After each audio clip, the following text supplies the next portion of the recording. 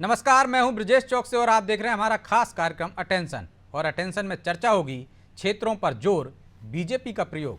जी हां, बीजेपी एक बार फिर नया प्रयोग करने जा रही है। बीजेपी ने तय किया है कि जो पहली बार विधायक बने हैं उनके क्षेत्रों का दिग्गज नेता गोद लेंगे, वहां की जमीन को मजबूत करने का काम करेंगे। इसकी समीक्षा भी 3 महीने में की जाएगी, तो संघ भी इन इलाकों पर नजर रखेगा।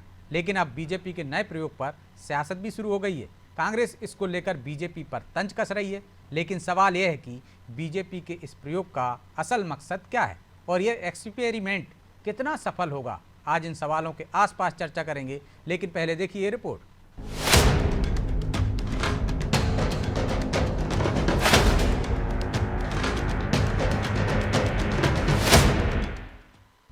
बीजेपी का एक और नया प्लान, क्षेत्रों को मजबूत करने पर ध्यान।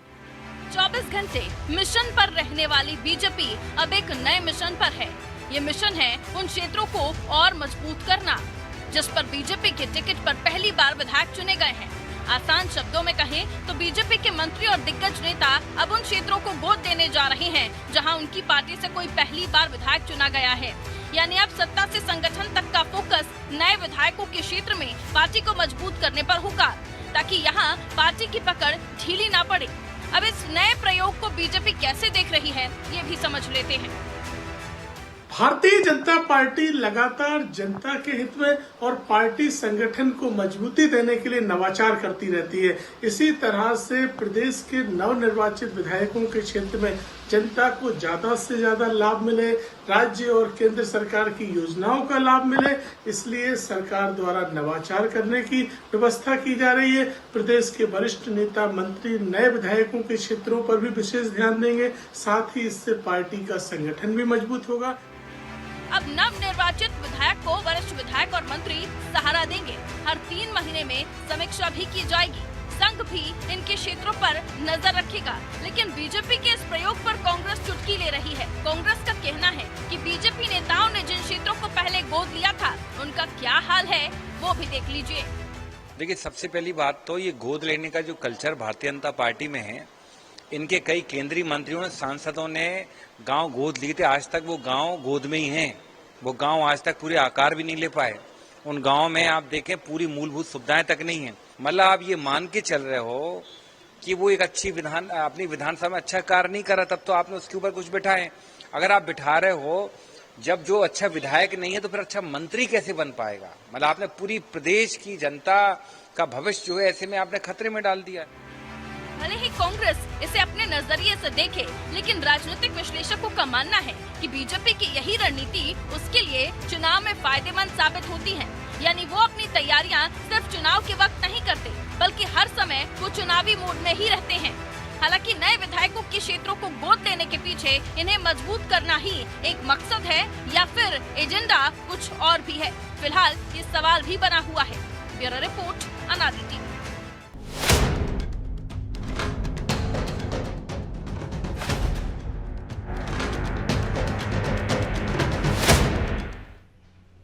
तो इस मुद्दे पर चर्चा के लिए हमारे साथ जुड़ गए हैं वरिष्ठ पत्रकार चैतन्य भट्ट और हमारे सहयोगी प्रभु पटेरिया। चैतन्य जी, बहुत बहुत स्वागत है आपका अनादि टीवी पर। पहले गांव गोद लिए थे सांसदों ने, और अब एक नया प्रयोग करने जा रही है बीजेपी कि जो बड़े नेता हैं, दिग्गज नेता हैं, कई बार के विधायक हैं, सांसद हैं, वो जो नए विधायक चुने गए हैं उनके क्षेत्र को गोद लेंगे।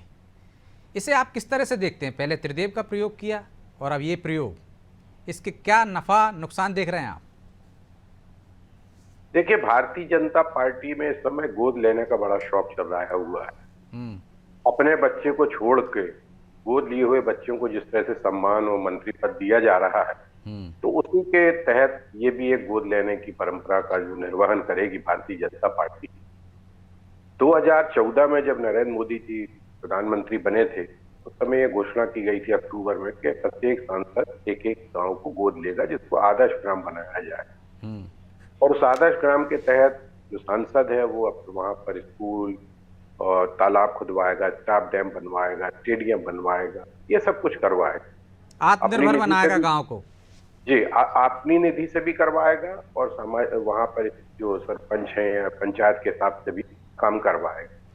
लेकिन मुझे लगता है कि शायद ही कोई ऐसा गांव होगा पूरे देश में जो वास्तव में आदर्श ग्राम बन पाया। हमारे जबलपुर में सांसद 4 बार के सांसद रहे राकेश सिंह जी, उन्होंने भी कोहला गांव जो यहाँ से 20-25 किलोमीटर पड़ता है उसको गोद में लिया था। लेकिन जब वहां पर जाकर स्थिति देखी तो पता लगा कि सांसद जी एक ही बार वहां पे आए थे और अभी वैसी स्थिति जो पहले थी वही थी। तो गोद लेना ठीक है, आप किसी को गोद ले रहे हैं तो उसका पूरा पालन पोषण भी करना जरूरी होता है, तब तो वो गोद लिया हुआ बच्चा आगे बढ़ता है। लेकिन चेतन जी यहाँ थोड़ी परिस्थितियां विपरीत हैं। यहाँ पे विपरीत से ऐसे मतलब कि जो बड़े नेता लेंगे गोद, तो जो पहली बार जहाँ पे विधायक चुने गए हैं उस सीट को कैसे मजबूत किया जा सके, कैसे बीजेपी का गढ़ बनाया जा सके। ये मध्य प्रदेश बीजेपी का प्रयोग है कि उनके अनुभवों का वहाँ कैसे लाभ मिले नए विधायक को। मध्य प्रदेश तो वैसे ही बीजेपी का पक्का गढ़ बन के रह गया है। आप देखो कि 29 की 29 लोकसभा सीटें भारतीय जनता पार्टी की गोद में गई हैं। अब इससे ज्यादा और क्या मजबूत करना चाहते हैं भाई? 29 की 50 तो हो नहीं सकती कि पूरी थी, वो आपको पूरा बहुमत मिला। ऐसे ही आप विधानसभा में भी देख लें कि 163 के आसपास जो सीटें मिली हैं, जो भारतीय जनता पार्टी भी शायद नहीं सोच रही थी कि हमको। तो इन्हीं प्रयोगों की वजह से तो मिली है, चाहे त्रिदेव का फार्मूला हो चाहे अन्य। वो ठीक है, आप प्रयोग करते हैं, अच्छी बात। लेकिन आप ये देखिए कि जो व्यक्ति पहली बार आया है उसके मन में बड़ा उत्साह रहता है कि हम अपने इलाके को और चमन करें ताकि अगली बार भी हमको। लेकिन जब वहां पे वरिष्ठ नेता का एक हस्तक्षेप रहेगा, हर 3 महीने वो पूछेगा उनसे कि आपने क्या किया क्या नहीं किया, तो कहीं ना कहीं कंट्रोवर्सी खड़ी हो, तो कोई संदेह की बात नहीं। क्योंकि जो भी विधायक बना है पहली बार, उसको लगेगा कि हमारे ऊपर एक और व्यक्ति बैठा दिया गया है जो हमारी पूरी निगरानी कर रहा है। तो ये ठीक है कि आप तो गोद ले रहे हैं उसको, लेकिन वही अगर विधायक गोद ले ले पूरे इलाके को, वैसे भी वो विधायक तो गोद लिए ही हुए, जब वहां से जीत के आया है तो वो तो गोद में है ही उसके पूरा इलाका। तो उसी को आप इतना सक्षम बना दे विधायक निधि से या और भी दीगर चीजों से, जो भी चीजें वो चाहता है अपने इलाके में, वो अगर सरकार के पास ले जाता है तो उसमें तत्काल एक्शन हो और तत्काल कार्यवाही हो जाए। तो मुझे लगता है कि ये सब करने की जरूरत नहीं। आरएसएस वाले भी उस पर नियंत्रण रखेंगे, फिर मंत्री भी नियंत्रण रखेंगे, सीनियर लीडर भी नियंत्रण रखेंगे, तो उसकी हैसियत फिर क्या बचेगी विधायक। तो मुझे लगता नहीं कि ये कोई बहुत ऐसा प्रयोग है जिससे बहुत बड़ा फायदा मिलने वाला है। और कंट्रोवर्सी और आपस में क्लैशेस जरूर बढ़ेंगे, इसमें कोई दो मत नहीं हो सकते हैं। क्योंकि जो विधायक है, जो ठीक है, जो कई बार के विधायक है वो तो ठीक है, लेकिन जो नया विधायक है वो चाहता है कि उसको पूरी तरह से जो एक स्वतंत्रता दी जाए अपने इलाके में काम करने की, और वो जनता के हितों के लिए जो कुछ भी करना चाहता है उसमें सरकार पूरा उसको उसकी मदद करे। जैसे आप मान लीजिए किसी विधानसभा में सड़क की जरूरत है तो सड़क के लिए पैसे दे दे, PWD उस सड़क को बना दे, तो अपने आप जो वहां का विधायक उसकी वाहवाही हो। लेकिन आप उसके ऊपर 2-2, 3-3 लोगों को बैठा दोगे और निगरानी करोगे, तो मुझे लगता नहीं कि ये कोई बहुत अच्छा प्रयोग। तो प्रभु जी, भट्ट साहब को नहीं लगता कि ये प्रयोग अच्छा है? क्योंकि इससे विधायक की एक तरह से घेराबंदी हो गई कि दिग्गज भी नज़र रखें, अब आरएसएस भी उन पर नज़र रखे। उनको ही इतना पावरफुल क्यों ना बना दिया जाए कि वो अपने क्षेत्र में विकास करें और उनका डंका बजने लगे। इससे क्लेश होगा, उनका कहना है। ब्रजेश जी देखिए, मुद्दे की बात यदि वो व्यक्ति जो विधायक चुनकर आया है वो इतना पावरफुल था कि वो चुनाव जीत सका, तो फिर उसको पार्टी की ज़रूरत क्यों थी? वो इंडिपेंडेंट ही लड़के जीत जाता। निश्चित तौर पर उसको एक बैसाखी की ज़रूरत चुनाव लड़ने के दौरान भी थी, उसको एक बैसाखी की या मार्गदर्शन की ज़रूरत चुनाव जीतने के बाद भी होती है। मैं यहाँ पे गोपाल भार्गव को उदाहरण देना चाहूँगा। 8-9 बार के विधायक हैं, अपराजय हैं अपने क्षेत्र में। गोपाल भार्गव को पिछले 2 चुनाव तो वो बगैर वो वोट मांगने भी घर से नहीं निकले और चुनाव जीत गए। उनके कार्यकर्ता, उनके जो बेटे हैं वो सारे मैनेजमेंट का काम वहाँ पर देखते हैं, चुनाव प्रबंधन का। वो जो आता है उनसे, वो अपने बंगले पर जो आता है उनसे वो मिल लिया करते हैं और सबसे मिलते हैं, वो देर रात तक भी बैठ के मिलते हैं। तो यदि गोपाल भार्गव ने ये स्थिति बनाई है कि उनको कोई हरा नहीं सकता है उनके क्षेत्र में, तो उसकी वजह क्या है? उसकी वजह ये है कि वो लगातार काम करते रहे उस क्षेत्र में, लगातार लोगों की समस्याओं को समझते रहे, मेल मुलाकात करते रहे। दूसरा इसका एक उदाहरण मैं ये देना चाहूँगा कि यदि हम पिछले आंकड़े उठाकर देख लें पिछले विधानसभा चुनाव के, तो जो सबसे ज़्यादा जो हारने वालों की संख्या होती है वो पहली बार वाले विधायकों की होती है। क्योंकि वो जब विधायक के पहले तो सामान्य कार्यकर्ता या सामान्य नेता होते हैं, जैसे विधायक बनते हैं उनके पास असीमित शक्तियाँ आ जाती हैं, तो अपने आप को शहंशाह समझने लगते हैं वो, और वो जनता को भूल जाते हैं जिस जनता ने उनको वोट दिया है, जिसने उनको यहाँ तक पहुँचाया। उसके काम नहीं देखते, वो अपनी मर्जी से अधिकारियों को ट्रीट करने की कोशिश करते हैं, उनके ऐसे वीडियो वायरल होते हैं जिससे उनके खिलाफ माहौल बनता है। तो इस एक तरीके से कहें कि उनकी हार में बहुत ज़्यादा योगदान 60% मतलब 60% ज़्यादा योगदान उस विधायक की अपनी कार्यशैली का होता है जो विधायक चुनकर आया है। तो उनको ट्रेनिंग के लिए बहुत ज़रूरी है कि उनको ट्रेनिंग दी जाए। शायद बीजेपी मानती है, क्योंकि बीजेपी संघ के पैटर्न पे काम करती है। संघ जो है कार्यकर्ता गढ़ने का काम करता है, स्वयं सेवक बहुत सारे होंगे लेकिन प्रचारक बहुत कम होते हैं, तो गढ़ने का काम करता है। धीरे धीरे धीरे धीरे व्यक्ति को पता नहीं चलता है कि उसमें क्या निखार लाया जा रहा है, वो बाद में पता चलता है कि वो तो बहुत बड़ा महान व्यक्ति हो गया है। तो इस तरीके से यदि आपको निखार लाना है अपने विधायक को, अपने क्षेत्र में पार्टी की पकड़ मजबूत करनी है, लगातार आपको सत्ता में बने रहना है और आप पर उंगली भी ना उठे और काम भी अच्छा हो, तो उसके लिए बिल्कुल सही प्रयोग मैं मानूंगा इसको। कांग्रेस को भी इस प्रयोग को करना चाहिए, चाहे तो उनके भी नेता भी ये कर है ना कि वहाँ पे दो गुट हो जाएंगे कि जो वरिष्ठ नेता जाएंगे उनके संरक्षण में एक गुट पनपने लगेगा। नहीं, वरिष्ठ नेता वहाँ पे रोज रोज डेरा डाल के तो बैठने वाले नहीं ना ब्रजेश जी, वो तो अपने क्षेत्र को भी देखना है ना उनको, वो अपने क्षेत्र को भी देखेंगे, अनुभव साझा करेंगे, मार्गदर्शन देंगे। और जहाँ तक मैं समस्याओं की बात है, जो अभी आदर्श ग्राम की बात हो रही थी, तो इस देश का कोई सा भी गांव या कोई सा भी वार्ड आप ले लीजिए, उसको समस्या मुक्त तो ब्रह्मा जी भी नहीं आगे कर सकते हैं, क्योंकि आप नाली बनाएंगे तो सड़क की समस्या का जिक्र करेगा, आप सड़क बना कर देंगे तो समस्या मुक्त नहीं होता। लोकसभा बनी वो समस्या मुक्त नहीं हुई। इसलिए जो है पूरा आदर्श एक परिकल्पना है, जैसे राम राज्य एक परिकल्पना है, राम राज्य को कोई साकार नहीं कर सकता, बातें हो सकती हैं राम राज्य की तरफ जाना है, तो उसी तरीके के आदर्श का है। तो लेकिन उसका मतलब यह है कि वहाँ के फोकस करके कुछ प्रमुख समस्याओं को दूर कर दिया जाए। तो कोशिश ये होनी चाहिए, बहुत अच्छा प्रयोग है, मुझे लगता है कि प्रयोग को देखना चाहिए। कोई भी नई चीज़ की शुरुआत होती है, शंका को शंकाएं होती हैं, जैसा कि चैतन्य जी के दिमाग में भी है, हमारे दिमाग में भी है, आपके दिमाग में भी है, इसलिए हम इस पर चर्चा कर रहे हैं। लेकिन एक और चीज़ आ रही है फिर वो जी उसमें कि संघ भी नज़र रखेगा। पहले हमने देखा संगठन मंत्रियों के माध्यम से संघ नज़र रखता था, ये क्या नया पैटर्न है कि संघ किस तरह से नज़र रखेगा? देखिए, आज ही संघ के जो यहाँ के जो प्रांत के जो वो पदाधिकारी हैं, उन्होंने स्पष्ट किया है कि संघ का सीधा दखल नहीं होगा सरकार के मामलों में या पार्टी के मामलों में। संघ, चूंकि बीजेपी में आए हुए लोग कहीं ना कहीं से संघ से जुड़े हुए हैं, तो वो आते हैं, मिलते हैं, मार्गदर्शन की बातें करते हैं, अपना हालचाल लेने की बात होती है। लेकिन संघ का एक अपना काम करने का ब्रजेश जी बहुत अलग तरीका है। वो नीचे के लेवल पे काम करते हैं, उनका अनुषांगिक संगठन बहुत ज़्यादा ग्राउंड लेवल पे काम करते हैं। यदि हम केरल की बाढ़ का देखें, वायनाड की घटना का जिक्र कर दूं, आज की वायनाड में केरल संघ काम कर रहा है, दूसरी तरफ जो दूसरे राजनीतिक दलों के लोग हैं वो प्रदर्शन कर रहे हैं, झंडे बैनर लेकर प्रदर्शन कर रहे हैं। तो इस तरीके की स्थितियां हैं। तो संघ बगैर शोर शराबे के काम करता है। तो संघ यदि वहां जाएगा तो निश्चित तौर पर वो मदद ही करेगा। वहां पर संघ कोई ऐसे रेफरी की भूमिका में नहीं होगा, वो इंस्ट्रक्टर की भूमिका में नहीं होगा, वो वहाँ की समस्याओं को देखेगा, वो अपनी आधार मजबूत करेगा और साथ ही बीजेपी का जो विधायक है उसका आधार मजबूत करने के लिए मददगार साबित होगा। तो मददगार साबित होगा ये प्रयोग चैतन्य जी। लेकिन एक तरफ हम देख रहे हैं कांग्रेस भी गांव और पंचायत स्तर पर संगठन को गढ़ने की कोशिश कर रही है। वो एक कोशिश करती है, बीजेपी 10 कदम आगे बढ़ जाती है, पहले ही आगे है बहुत उससे, जो खुद आपने भी कहा है कि मजबूत गढ़ बना लिया है। तो कांग्रेस क्या करे? वो एक प्रयोग करती है, उसकी नकल करने की कोशिश करती है, वो अगला प्रयोग कर देते हैं। ये देखिए, कांग्रेस और भारतीय जनता पार्टी में जमीन आसमान का अंतर। भारतीय जनता पार्टी तो सत्ता में आने के लिए ये अंतर पटाना पड़ेगा ना उनको।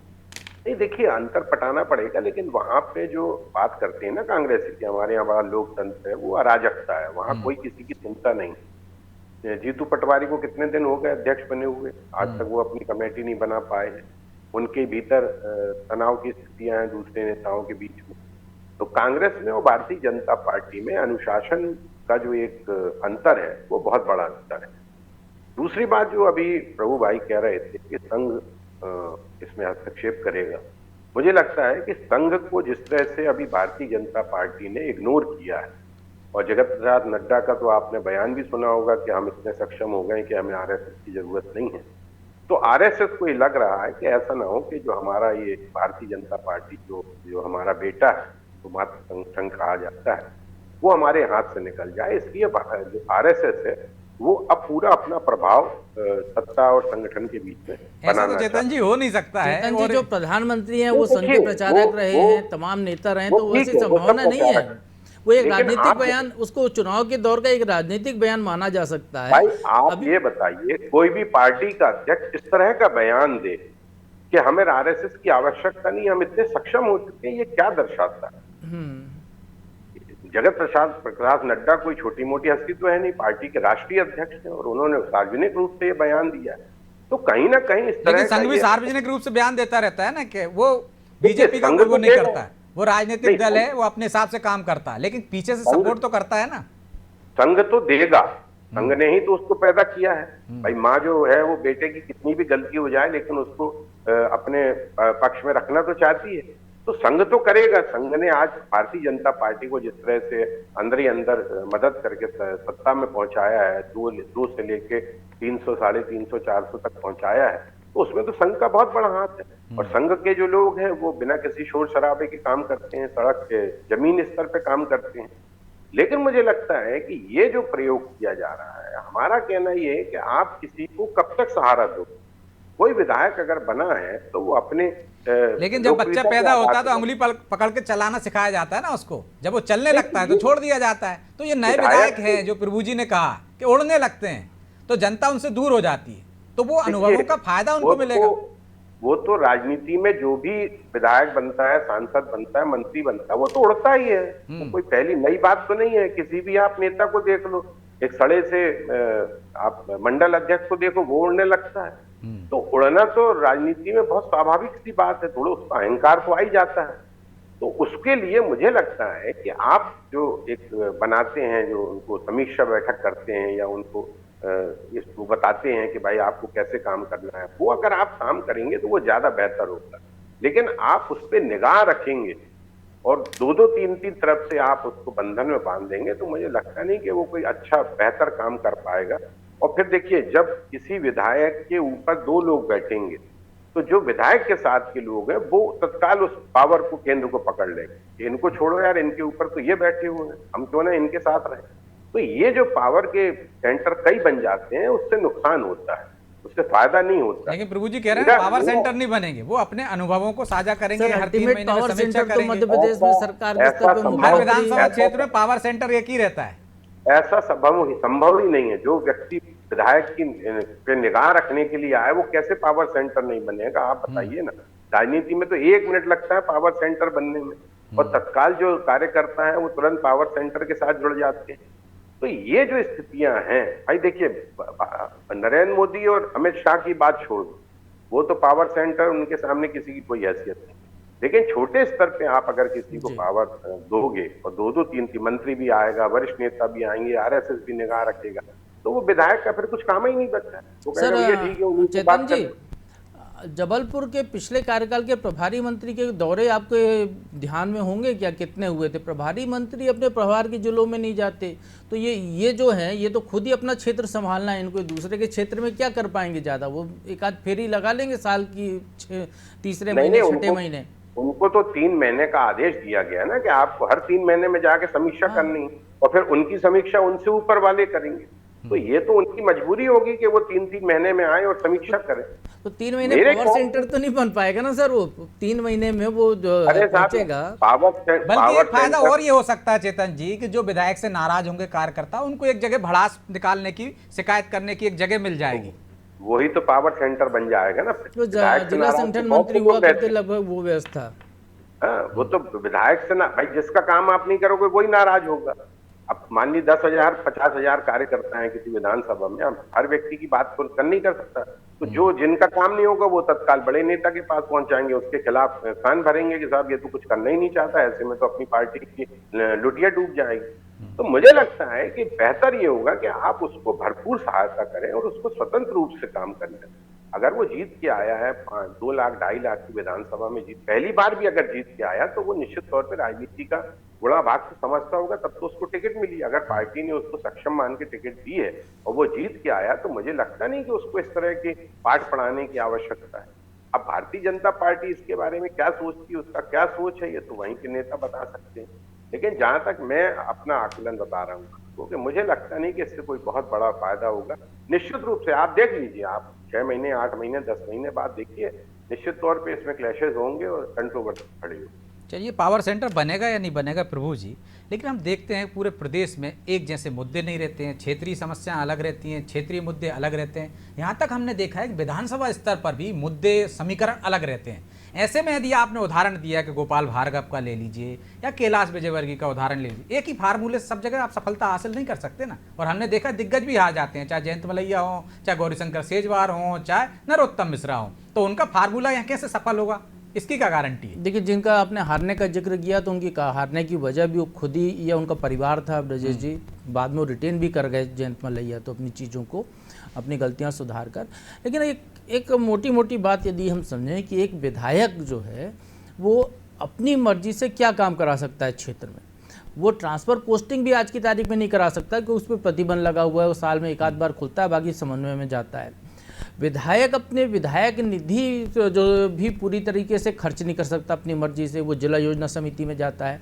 विधायक को यदि सड़क बनाने का प्रस्ताव देना तो उसको बजट प्रावधान कराना पड़ता है। वो सिर्फ जो विधायक को जो शिक्षा अनुदान निधि मिलती है जो अपनी, उससे ही लोगों को इलाज के थोड़े बहुत पैसे बांट सकता है। इसके अलावा विधायक कुछ भी नहीं कर सकता है अपने दम पर। यदि वो चाहे तो उसको सरकार का समर्थन चाहिए पड़ेगा उसको, और उसके बाद ही वो कोई काम कर पाएगा। प्रभारी मंत्री की व्यवस्थाएं हमने देखी हैं, लगातार वैसे ही चलती रही हैं, लगभग वैसे ही रहेगा। लेकिन ये बीजेपी का नया प्रयोग है। राजनीतिक दल हैं, अपने अपने प्रयोग करते रहते हैं। उन्होंने पिछले चुनाव के पहले त्रिद्वय का फार्मूला लेकर आए बूथ मैनेजमेंट का, उसको लेकर उन्होंने कड़ी मेहनत की।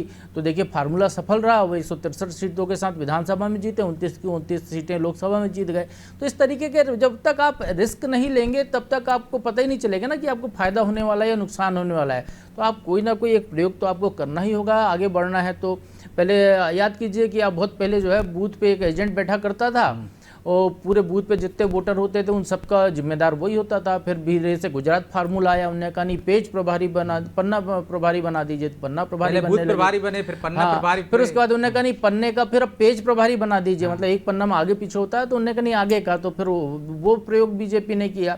तो बीजेपी अपने प्रयोगधर्मी पार्टी है, लगातार नए नए प्रयोग करती रहती है, नए नए कार्यकर्ताओं को जुटाती रहती है। तो शायद उसी तरीके से कि इनका ये प्रयोग है जिसमें ये सत्ता की भागीदारी ज़्यादा दिखाई देती है। तो हो सकता है कि ये प्रयोग बीजेपी को अगले चुनाव में सफलता और अच्छी दिला दे, या इसके उल्ट नतीजे यदि जैसे चर्चा हो रही है तो हो सकता है कि दूसरी पार्टी का भाग्य खुल जाए। तो बीजेपी का अपना करने का है, वो कोशिश कर रहे हैं, अपना अपना नज़रिया है उसको लेकर। लेकिन मुझे लगता है कि ओवरऑल इससे कम से कम सक्रियता तो बढ़ेगी। विधायक जो है, नए विधायक हैं जिनको कोई जानकारी नहीं है, उनको काम करने का मौका मिलेगा, उन पर एक वॉचडॉग की भूमिका में बड़ा नेता होगा, तो निश्चित तौर पर कुछ ना कुछ फायदा तो बीजेपी को होगा। और प्रयोग करते रहना चाहिए, उसका फायदा होगा या नुकसान होगा जब प्रयोग करेंगे उसके बाद ही पता चलेगा, उसके अनुसार आप उसमें सुधार भी कर सकते हैं। बहरहाल समय इजाज़त नहीं देता, इसलिए इस चर्चा को यहीं विराम देंगे। चेतन जी बहुत बहुत धन्यवाद आपका। तो बीजेपी एक नया प्रयोग करने जा रही है, इस प्रयोग की क्या सफलता मिलेगी? जिस तरह से अब तक के उनके प्रयोग सफल होते रहे हैं, चाहे त्रिदेव फार्मूला के हैं, चाहे पन्ना प्रमुख का फार्मूला ले लें, तो ये प्रयोग भी एक है। और निश्चित तौर पर इससे यदि बीजेपी को लाभ होगा तो फिर उसका फायदा उसे चुनाव में भी मिलेगा। लेकिन यदि इस पर कांग्रेस तंज कस रही है, उस प्रयोग को वो जिस तरह से सांसद ग्रामों से जोड़ रही है, तो मुझे लगता है ये वो गलती कर रही है। प्रयोग तो उसको भी करना चाहिए, और वो भी एक प्रयोग करने जा रही है गांव और पंचायत में कमेटियां बनाने का। तो ये तो अपने अपने प्रयोग हैं, किसकी सफलता मिलती है किसको नहीं मिलती है ये तो आने वाला समय बताएगा। बहरहाल अटेंशन में इतना ही, मुझे दीजिए इजाज़त और आप देखते रहिए अनादि टीवी। नमस्कार।